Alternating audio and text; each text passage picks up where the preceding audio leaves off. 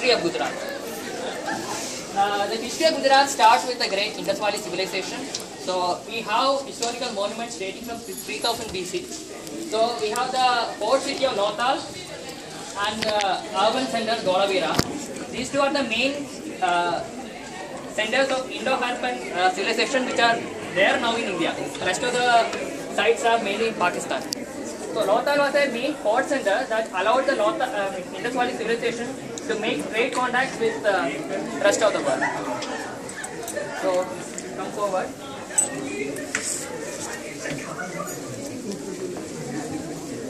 As per Hindu mythology, Lord Sri Krishna, after leaving Mathura, settled in the city of Dwaraka. So this is an artist depiction of how Dwaraka would have looked. Everyone believes that Dwaraka is just a mythical city. Recently, excavations near the seabed have found that there was a well-planned city in the so-called region which was titled as Dwaraka. So many people that this is actually the mythical city which was later came under the flood. And sorry, can you zoom still?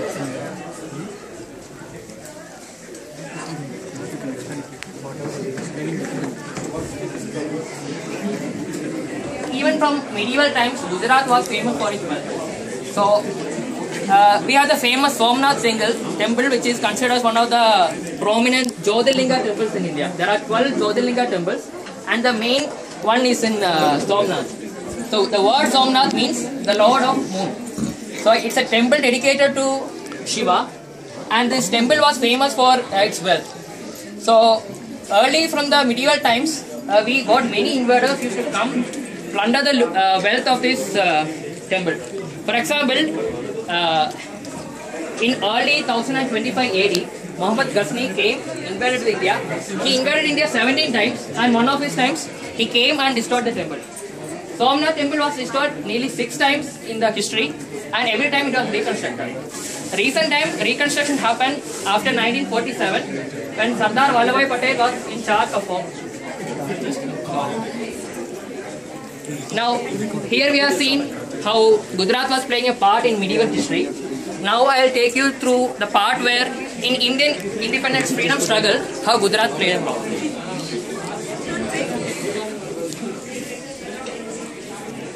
Being a city which was very close to the sea, Gujarat was one of the centers famous for trade. So Portuguese, when they, after settling in Kerala, Goa and many other parts, Daman, Diu and many other parts in Gujarat came under the control of Portuguese.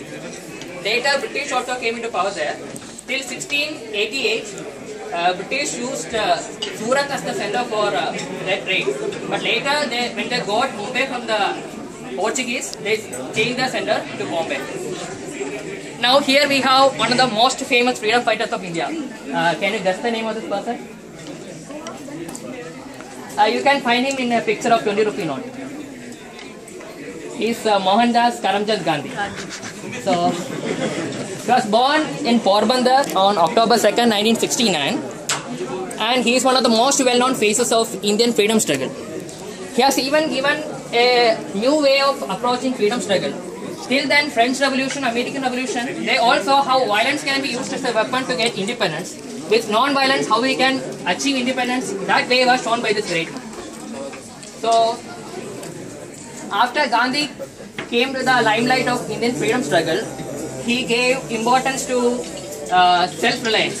So, he wanted Indians to develop their own textile and use it. So, we had the Khadi movement started there. Unlike other teachers, other leaders who simply teach messages and don't do anything, he was one who showed us how to develop our own textile. Gandhi also spearheaded many of the satyagrahas. So now here we have in 1925 Badoli Satyagraha, where in the village of Badoli, after a flood, the farmers lost many of their properties, but the British increased the tax by 30%. They were not able to pay the taxes, so British government was taking measures against that. To protest against that, Gandhi and many of the freedom fighters came there and did Satyagraha. This is the famous Badoli Satyagraha. Now we have the famous Salt Satyagraha. In 1930, March 12 to April 6, he conducted a Satyagraha for a period of 24 days. He walked from the Sabarmati ashram and walked nearly 400 kilometers and reached Dundee. That's where he did his Satyagraha. Here we have Gandhi along with his followers. Vande Mataram! Vande Mataram! Vande Mataram! Vande Mataram! Vande Mataram! Vande Mataram! With this, I am shaking the foundations of British Empire. Vande Mataram! Vande Mataram! Vande Mataram! Vande Mataram! In those days, the British government had imposed a restriction that Indians should not manufacture salt or sell. We are forced to import salt from Liverpool. So the aim of British government was to increase as much revenue as possible. But the issue was that most of the families in India at that time were not able to afford the imported salt.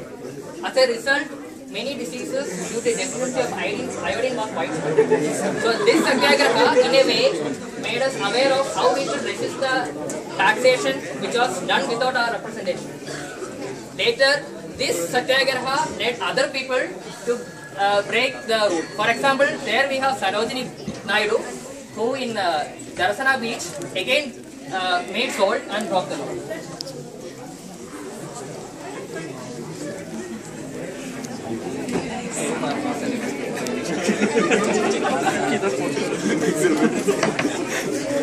Listen now.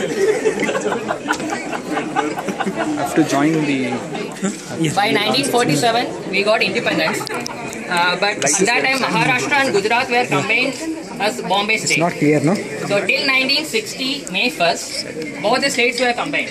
Is there So at any- that time, there were two movements happening. One is Maha Gujarat movement for unifying the Gujarati-speaking communities. Then we have the Samyukta Maharashtra movement, which was to form separate state. So finally, in 1960, May 1st, both the states were formed. So now I like to give you a walkthrough through modern Gujarat.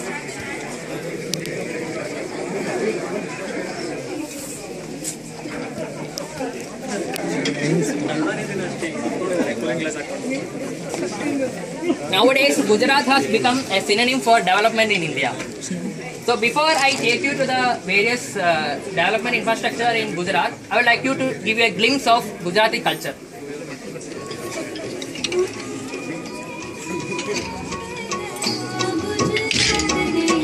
Anybody want to take part?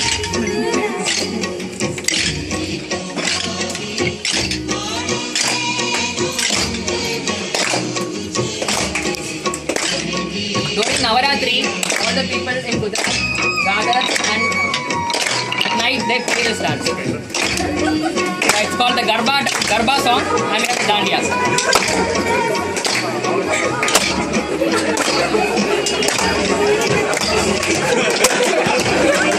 As you can see, the people are very enthusiastic to dance.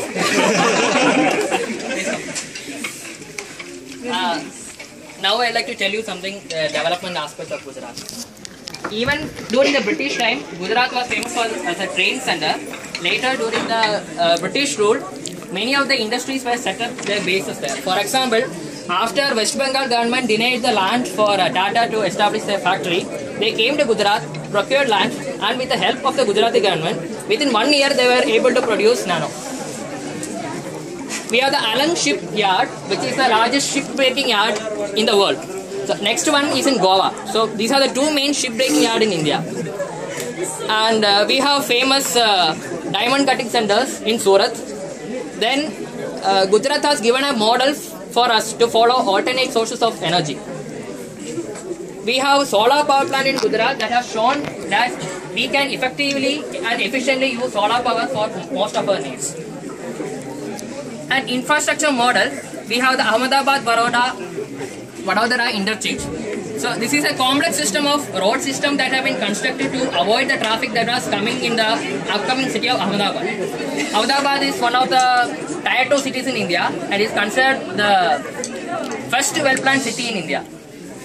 Then I would like to tell you something about the Vibrant Gujarat Summit. So every year from 2009, government has been conducting the Vibrant Gujarat Summit in order to attract foreign investment. So every year we found that the investment pouring down to India has been increasing. For example, in 2012, when the Vibrant Gujarat Summit was conducted, the memorandum of understanding that was signed with many of the companies summed up to around 9 trillion. But now in 2013, it has reached a whopping amount of $21 trillion. So you can see how development is progressing in the state of Gujarat. Yeah. When it comes to the education map of India, when it comes to the management studies, IMA set up here has played a vital role in Gujarat education. So anybody else, if you say that you are from IMK, IMC, nobody gives a value to it. But if you say that you are from IMA, it gives it people will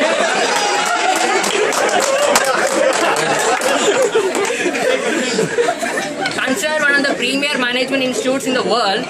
We have the prestigious IMA molding the future of India. We have the famous Sardar Vallabhbhai Patel Stadium. This is IM campus. So in the 1970s, India was facing deficit in milk production. So at that time, the Prime Minister Lal Bahadur Shastri appointed Mr. Kurian. He was a veterinary professor in charge of the National Dairy Development Board. So under his auspicious work, they developed Gujarat into a master in milk production. So Amul, the taste of India, derives most of its milk production from Gujarat. And now Gujarat is the largest milk producer in India. Yeah. Some of you might hate Modi, or some of you may not may admire him, but nobody can underestimate the importance he has played in the development of Gujarat. Okay. First of all, as a state, every states in India have their own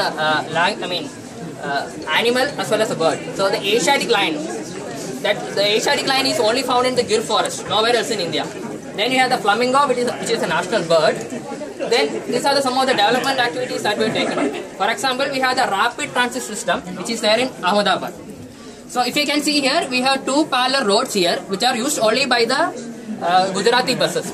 So the rest of the places are allotted for private vehicles, thereby giving a fair share usage of the available road space. Next, we have the buildings that were constructed to give accommodation for the poor and impoverished people of Gujarat. Yeah. Most often in Bangalore, you face a situation where you show your hand to the auto wala, but he doesn't come. But to avoid the situation in Gujarat, the government, along with an NGO, has come up with a service called G-Auto. So one of the facilities is that they choose auto walas who are well trained and make sure that they give best customer service to the people.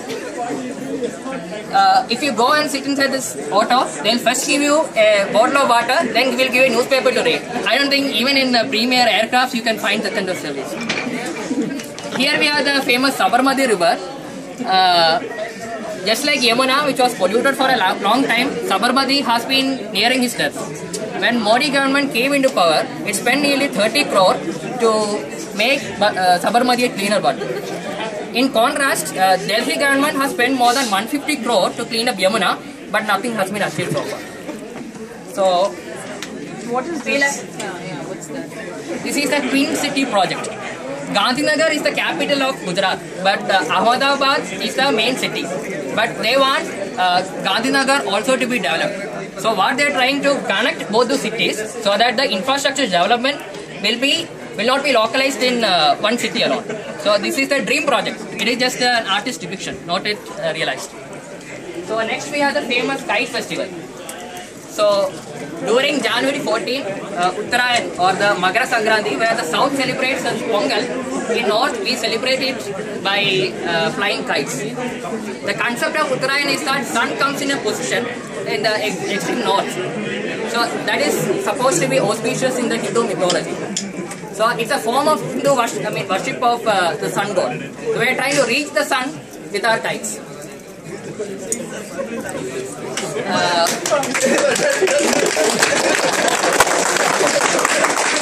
Okay, and as you know, Surat is a... Hey, you know what? I must say, you're really knowledgeable. I want to take a break. Last 5 minutes. So we have, Surat is very famous for producing saris, and some of the saris we produced are kept there.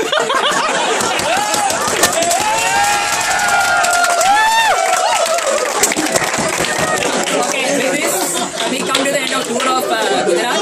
Thank you and stay.